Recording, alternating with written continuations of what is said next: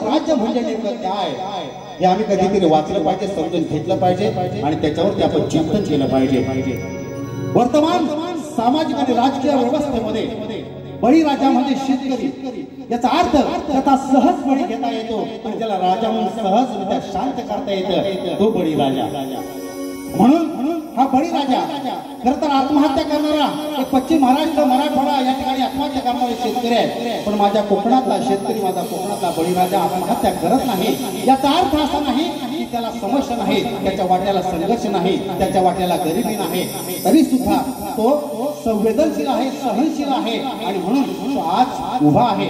मात्र तरी सुद्धा आमचा सर्व बळीराजा हा वाट पाहतोय न्यायाची, की पासबुकाला म्हणाला 7 बाराचा उतारा, पासबुकाला म्हणाला 7 बाराचा उतारा, अरे आश्वासन ऐकून झालं रे म्हातारा। पासबुकाला म्हणाला 7 बाराचा उतारा, ही आश्वासन ऐकून झालं मी म्हातारा। सारखं आहे नशीब गड्या तुझं आणि माझं, सारखं आहे नशीब गड्या तुझं आणि माझं।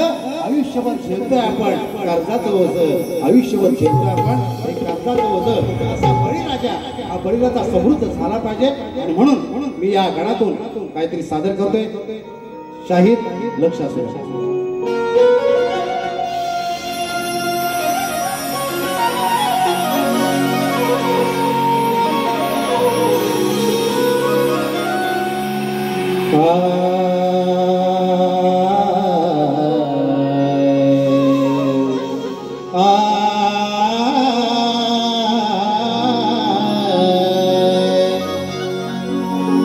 मी हातात जेव्हा नांगर धरला,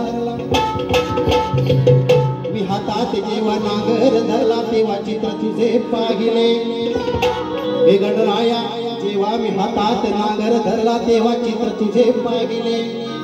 या मातीत जेव्हा मी बीज पेरले, तेव्हाही तुझे चित्र पाहिले। हे देवागणा गजानना, जेव्हा मी हाती नांगर धरला, तेव्हा तुझे चित्र पाहिले। या मातीत जेव्हा बीज पेरले, तेव्हा तुझे चित्र पाहिले। अरे तुझ्या कृपेने शिवार फुलले, तेव्हाही मी तुझे चित्र पाहिले। अरे तुझ्या कृपेने शिवार फुलले, तेव्हा तुझे मी चित्र पाहिले। आणि घरात माझ्या मुलांच्या चेहऱ्यावर हसू जे फुलले, त्यातही तुझे मी चित्र पाहिले। जिथे जिथे आपण गजानन भगवान देव आपण मानतो, मात्र तो देव आपल्याला प्रसन्न व्हावा आणि आपल्या वाट्याला सुद्धा समृद्धी यावी अशी अपेक्षा आहे। सादर करतोय गण।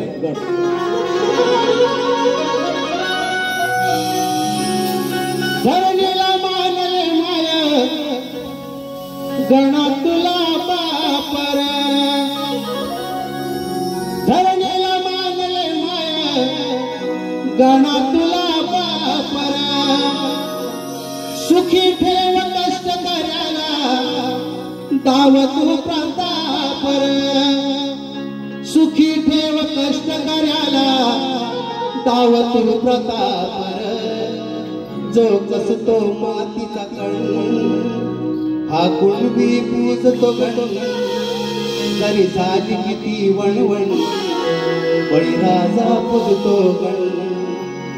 जो कसतो मातीचा कण, हा कुणबी पूजतो गण, जरी झाली किती वणवण, बळीराजा पूजतो गण।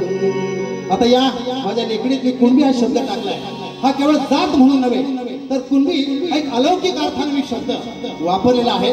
तुरेबले शाही हा नेमका अलौकिक अर्थ काय तो तुम्ही दुसऱ्या बारीमध्ये येऊन सांगायचा आहे। कुणबी म्हणजे नेमकं काय आणि कुणबी हा शब्द नेमका कशा पद्धतीने हा प्रवाहित झाला या ठिकाणी आपण सादर करायचा आहे।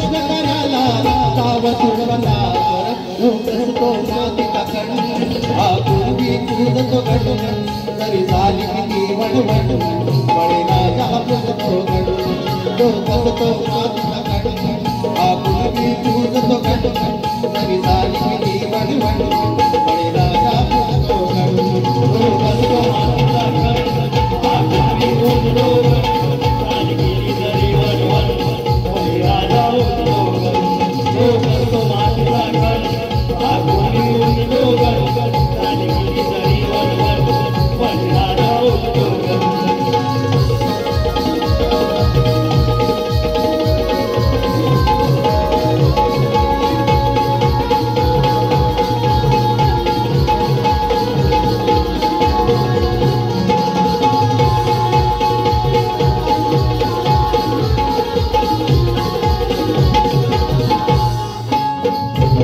वंशावता विखुरला जनात या वंशावता विखुरला जनात या पुरी कोरे तुगला आमच्या मनात या पुरी कोरे तुगला आमच्या मनात या पुरी कोरे तुगला आमच्या मनात या वंशावता वंशावता विखुरला जनात या पुरी कोरे तुगला आमच्या मनात या पुरी कोरे तुगला आमच्या मनात या पुरी कोरे तुगला आमच्या मनात या कधी दूर होतील देवा यातना या वेदना भोळा बाबळा बळी राजा करतो तुझी साधना भोळा बाबळा बळी राजा करतो तुझी साधना आम्हा हवे परिवर कामास तेही चण आम्हा हवे परिवर कामास तेही चण हा पूर्वी पूजतो गण बळी राजा पूजतो गण तो कसतो मातीचा गण झाली किती तरी वणवण बळी राजा पूजतो गण तो कसतो मातीचा गण हा पूर्वी पूजतो गण झाली किती तरी वणवण बळी राजा पूजतो गण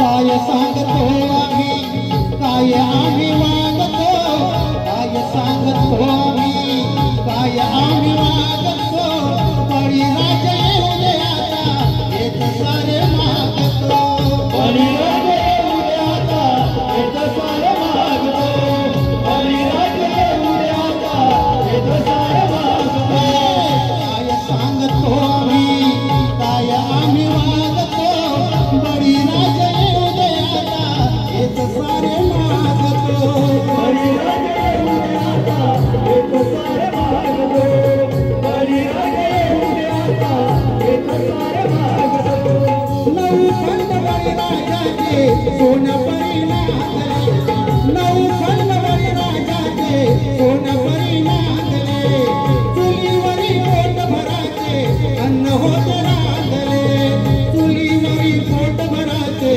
अन्न होते रांधले होते सुखात सारे जण रोज साजरा होई सण रोज सुखात सारे जण रोज साजरा होई सण हा पूर्वी पूजतो गण बळे राजा पूजतो गण तो कसतो मातीचा गण हा पूर्वी पूजतो गण